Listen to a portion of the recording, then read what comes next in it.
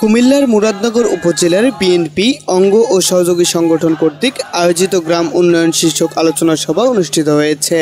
শুক্রবার দুপুরে মুরাদনগর উপজেলার মুগশাইর গ্রামবাসীর উদ্যোগে আসমত আলী সর্দার বাড়িতে এ আলোচনা সভার আয়োজন করা হয়। উক্ত সভায় প্রধান অতিথি হিসেবে উপস্থিত ছিলেন বিএনপি নেতা মোহাম্মদ দুলাল মিয়া সরকার।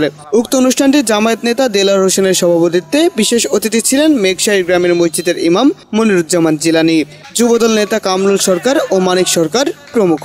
অনুষ্ঠানের শুরুতে গ্রামবাসীর পক্ষ থেকে প্রধান অতিথিকে ফুল দিয়ে শুভেচ্ছা জানানো হয়। এই সময় মুগশাইর গ্রামের এলাকাবাসী সহ গণ্যমান্য ব্যক্তিবর্গরা উপস্থিত ছিলেন। আলোচনা সভা শেষে মুগশাইর গ্রামে নবদিগন্ত ও নয়া দিগন্ত নামে দুটি সংগঠনের শুভ উদ্বোধন করা হয়। গ্রামবাসীরা যা বলছে, আমার দাদা কাজী শাহ মোফাজ্জল হোসেন কায়কোবাদের নেতৃত্বে আমি এগিয়ে যাব। ইনশাল্লাহ আপনারা কথা রাখার আমি চেষ্টা করব।